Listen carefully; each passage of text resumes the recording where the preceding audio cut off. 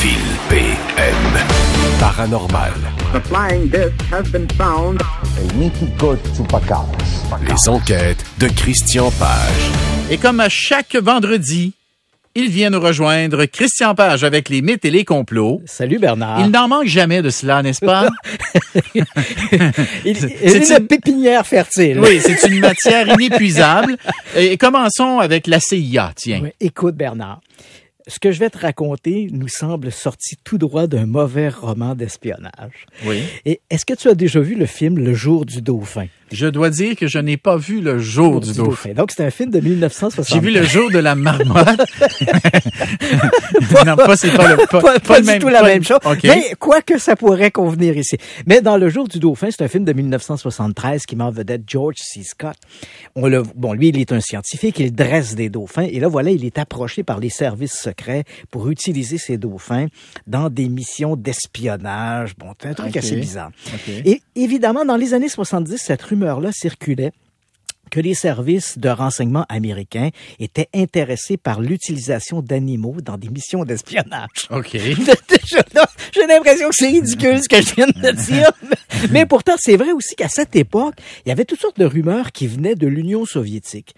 Et les Américains ne voulaient pas se laisser damer le pion par les Russes. On ne savait pas si c'est vrai ce qu'ils faisaient. C'était quoi les rumeurs? On disait, les Russes travaillent avec des armes psychotroniques. Donc, une arme psychotronique, c'est une arme dont il n'y a pas de détonateur. Le détonateur pourrait être un humain qui pense. Donc, le pouvoir de la pensée déclencherait l'arme à distance. Okay. Donc, ça, c'est une arme psychotronique. On disait également que les Soviétiques travaillaient sur l'utilisation de la parapsychologie, la clairvoyance. Donc, ils utilisaient des médiums. Okay. Donc, les Américains ont mis de l'avant un projet tout à fait authentique, le projet Stargate, qui servait justement à évaluer des voyants ou des clairvoyants pour faire de l'espionnage.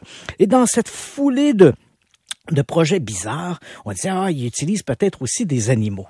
Mais écoute, il y a quelques jours, ce qui était une rumeur est devenu réalité sur son site, la CIA, parce qu'il y a quand tu vas sur le site de la CIA, il y a un reading room, donc ce sont des documents que la CIA rend publics et que les gens peuvent télécharger et lire. Et il y a quelques jours, la CIA a mis en ligne des centaines de documents qui remontent aux années 70 et qui montrent que ce projet-là existait bel et bien. Donc, durant les années 70, la CIA a utilisé des animaux, a essayé de dresser des animaux pour faire des missions d'espionnage, en faire des agents très spéciaux. Alors, écoute, j'en ai quelques-unes pendant 10 ans. OK, je suis bouche bée. Pendant 10 ans, non, mais c'est parce que... la CIA a mené des expériences avec des chats, des chats, chiens, des oiseaux et même des dauphins pour essayer justement d'en faire des agents spéciaux. Écoute, l'idée, par exemple, on s'est dit, on va dresser des chats. J'allais dire, il faut que tu le dresses d'abord, lui-là. Ouais, on va prendre des chats, on va les dresser, on va leur mettre des caméras ou des systèmes d'enregistrement et on va les envoyer, ces chats-là, dans des salles de réunion où il y avait des gros bonnets de l'Union soviétique qui se réunissaient pour discuter. Ah, j'imagine, une réunion du Politburo. Il y a un chat qui rentre. C'est à toi, le chat? Ouais. Non, c'est pas mon chat, ça. Mon chat est noir, celui-là est blanc ou le vin. Ça n'a pas fonctionné d'abord. Ça n'a pas marché, hein? Pose-moi pas la question, pourquoi il n'y a pas de chat dans la police? J'aime bien les chats, mais j'adore les chats. Mais non, pour un espion, mon chat Théo ferait un très mauvais espion. Écoute, ils ont fait également la même chose avec les chiens, sauf qu'avec les chiens, on voulait également lui greffer une puce pour pouvoir les guider. Donc, pour les amener à différents endroits et comme ça, faire de l'espionnage. Là aussi, le résultat n'a pas été très, très concret. Ensuite, on s'est mis à dresser des oiseaux. Donc là, on avait... Puis écoute, des sujets là quand même incroyables. On a fait appel à des ornithologues pour savoir quels étaient les oiseaux qui migraient et qui passaient un certain temps soit dans le bassin de la Volga ou encore aux îles Sakhalines. C'était 2 endroits de Écoute, je raconte ça, j'ai l'air ridicule. Les îles Sakhalines. Les îles Sakhalines, c'est d'ailleurs là où on avait abattu l'avion de la Korean Airlines, tu te rappelles, dans les années 80, je crois au début des années 80. Parce que l'avion... C'était la chasse soviétique. Voilà, les 2 appareils de chasse avaient abattu cet avion parce qu'ils survolaient les îles Sakhalines. Et aux îles Sakhalines, il y a là des installations, notamment pour les sous-marins russes, très importants. Donc, ce sont des endroits névralgiques pour les forces soviétiques.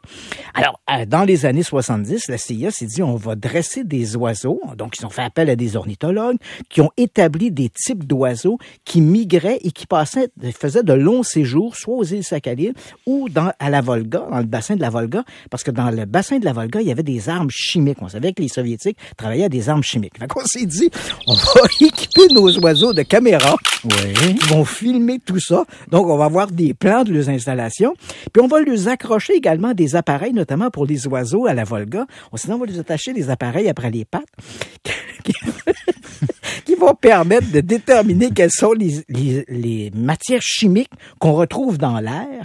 Et ça pourra nous indiquer quel type d'armes chimiques les Soviétiques sont en train de développer. Parce que on s'imagine qu'il y a toujours un peu des rémanences, il y a toujours un peu des pertes quelque part. Par exemple, de la poussière de matière chimique ou d'ingrédients chimiques qui entreraient dans la composition de ces armes. Voilà. Alors, on fait passer le moineau au-dessus, il capte la poussière, mettons dans l'air, et là tu récupères le pigeon, puis mettons que tu as des résultats. Voilà. Puis, si on a une augmentation, par exemple, lorsqu'il est dans cette région-là, le pigeon enregistre dans l'air un taux anormalement élevé, par exemple, de gaz sarin. Ou de radioactivité. Les Russes doivent travailler sur des armes avec le gaz sarin. Mais il ne faut pas que le pigeon meure en vol. Ça n'a pas bien fonctionné. Ça non plus, ça n'a pas marché. Ça n'a pas bien fonctionné, ça non plus. Mais il y avait un agent spécial qui était extraordinaire. Il y avait un corbeau qui s'appelait Douda.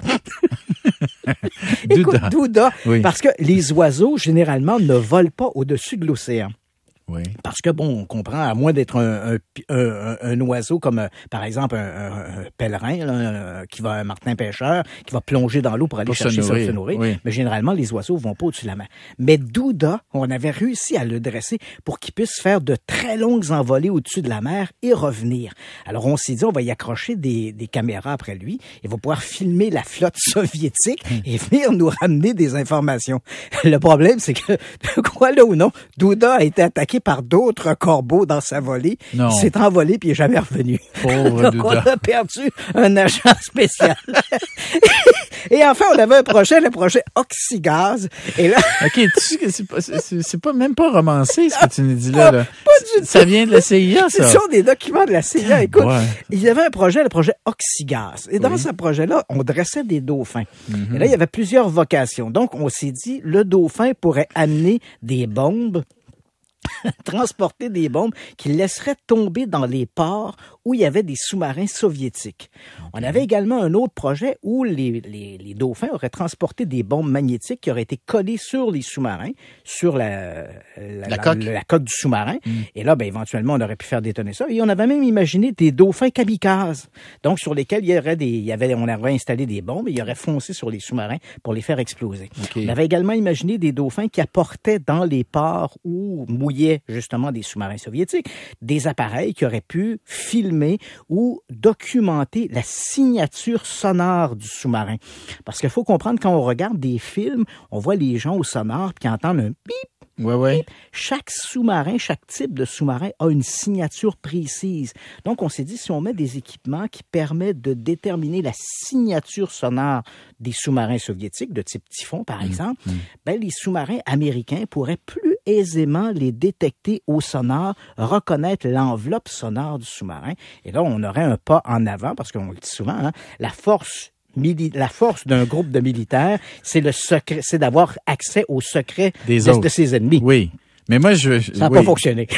C'est parce que là, tu dis, OK, ça, c'est théorique. Mais après ça, il faut que l'on convainque le dauphin de faire la job. Voilà, donc c'est exactement ça. Ça n'a pas vraiment fonctionné. Fait que finalement, après 10 ans de recherche, combien de millions dépensés? Donc la CIA s'est dit, non, on va peut-être essayer d'engager des espions humains plutôt que de faire appel aux animaux. Donc, le projet Animaux CIA, c'est tout à fait, c'est vrai. Il y a de la documentation là-dessus, mais le projet n'a jamais apparemment été mené à terme. On peut dire que ça a été un échec. Je pense que le mot est bien choisi, Bernard. C'est un échec. Et on a une pensée pour Douda. Douda le corbeau. On ne sait pas ce qu'il est attaqué par d'autres corbeaux. D'autres corbeaux. Ah, pauvre lui. Ouais, oui. Bon, OK. Les ovnis en Angleterre. Oui, écoute, on le sait depuis quelques semaines, on parle beaucoup d'OVNI. On a même évoqué ensemble cette histoire de film qui avait été reconnu par la US Navy qui circule sur le web, où là, la Navy dit oui, ce sont bel et bien des images qui proviennent de nos chasseurs.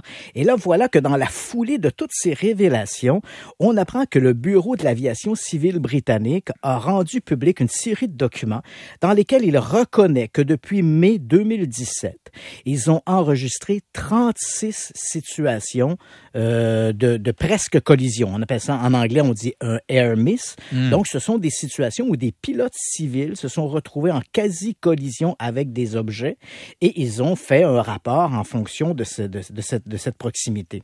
Donc, ces rapports, air miss, l'aviation civile britannique dit on en a enregistré 36 de ces rapports.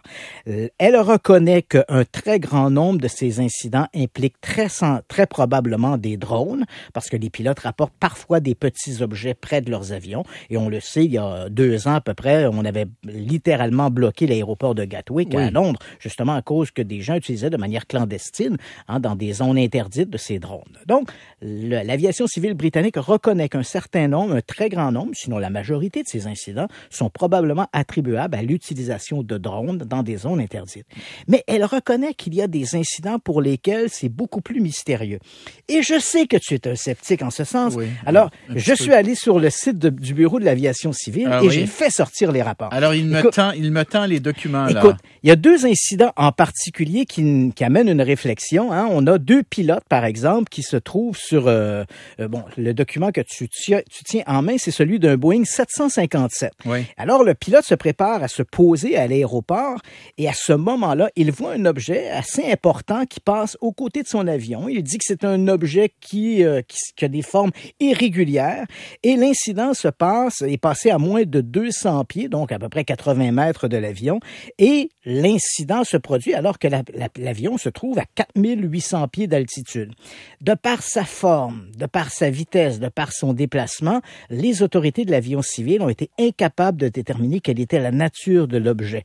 Ils n'éliminent pas la possibilité qu'il puisse s'agir d'un drone, mais l'information transmise par le pilote, qui a été très surpris. Quand on lit le rapport, il dit « Mais qu'est-ce que c'est que ça? » Il le voit passer juste aux côtés de son avion, sur le flanc gauche, et à ce moment-là, les autorités ont été incapables de déterminer la nature de cet objet. Alors, j'ai le document, là. The board could not conclude that the object was a drone. Voilà. Donc, on n'a pas été capable de déterminer que c'était un drone. Donc, on le classe dans la catégorie objet volant non identifié. Il faut pas interpréter de manière excessive cette interprétation. Objet volant non identifié, ça veut pas dire engin extraterrestre, mais ça reste objet volant non identifié. Oui, oui. L'autre incident est encore plus fascinant. Il s'agit de 2 avions de classe Typhon. Ce sont 2 chasseurs qui se trouvent à ce moment-là à peu près à 15 000 pieds d'altitude. Et l'un des pilotes rapporte la présence d'un petit objet. Il dit l'objet a à peu près la taille d'une voiture. Il reflète la lumière du soleil et il va passer à peu près à 2000 pieds au-dessus des 2 chasseurs. L'objet n'apparaissait pas sur les radars. Il se déplaçait à une très, très grande vitesse et il évoluait à une altitude de 17 000 pieds d'altitude. Oui. Alors là, encore, le Bureau de l'aviation civile dit c'est une altitude qui est très élevée. Bien sûr, il y a des drones militaires qui peuvent atteindre ces altitudes. Mais les drones militaires, généralement, sont manipulés par des militaires et les militaires tiennent compte généralement des corridors aériens et des manœuvres sur le terrain. Et ce qui est dit là, ici, c'est que le wingman là, a vérifié de façon indépendante le même objet. Exact. C'est l'autre pilote. L'autre pilote. C'est donc, on a comme le pilote qui signale ça, l'autre pilote est un peu comme en entraînement, voit également l'objet. Vérification, ça se passe à 17 000 pieds d'altitude. On n'a pas de drones civils ou commerciaux qui sont utilisés de manière générale à ces altitudes. Donc, on n'arrive pas à déterminer quelle était la nature de ces objets. Et dans le cas présent, l'objet avait à peu près la taille d'une petite voiture et reflétait la lumière du soleil. Alors, encore une fois, est-ce qu'il s'agissait d'un drone, simplement d'un objet volant non identifié? C'est vrai qu'avec les images rendues publiques depuis quelques semaines, par la US Navy, à tout le moins reconnu par la US Navy, le phénomène des objets volants non identifiés devient de plus en plus préoccupant pour l'aviation civile, voire même l'avion militaire. L'aviation, oui, mais militaire, dans le cas des Typhoons, effectivement. Voilà. Wow, ben écoute, c'est intéressant. Oui. Évidemment, ça va conforter ceux qui pensent qu'il y en a des ovnis, qu'il y en a, que le phénomène existe bel et bien. Et Est-ce que c'est parce que les réseaux sociaux, Internet prennent de plus en plus de place dans nos vies? Peu importe la raison, mais les autorités sont obligées d'être de plus en plus transparentes dans la divulgation de ces phénomènes. Moi, je te dirais, Bernard, que c'est justement ce qui me trouble à propos de ça, c'est de voir, ça fait 40 ans que je fais ça, et l'obtention de documents comme ceux-là. Officiels, très officiels. Il y a 10 ou 15 ans, c'était excessivement difficile. Moi, j'avais obtenu des documents de l'aviation civile britannique. Il avait fallu à ce moment-là que je passe par le bureau de l'OACI, ici à Montréal, pour pouvoir obtenir ces documents. Et aujourd'hui, ces documents-là sont d'une très grande transparence, accessibles à peu près à n'importe qui. C'est quand même fascinant de voir cette ouverture. Tout à fait, tout à fait. Christian Page, je te remercie. Ça me fait plaisir, Bernard. Et je remercie mon équipe, Larry Dufresne, Maryse Duchesneau, Alexandra Marcoux. Vous êtes formidables. Une chance que vous êtes là. Une chance que vous êtes là, vous aussi, les auditeurs. Merci d'être fidèles au poste. On se souhaite un beau week-end de l'Action de grâce et on se retrouve mardi prochain. Bye!